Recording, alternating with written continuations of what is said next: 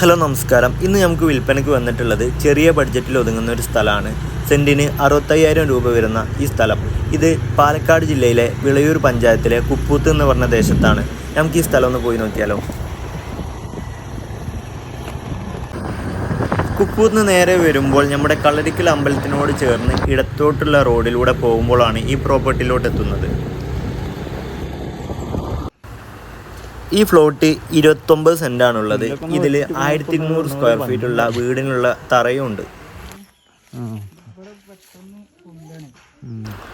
ഈ 28 സെൻറ്റ് സ്ഥലത്ത് വീടിനാവശ്യമായ 7 സെൻറ്റും ബാക്കി തെങ്ങും തോപ്പും കവുങ്ങും കുരുമുളകുമാണ്.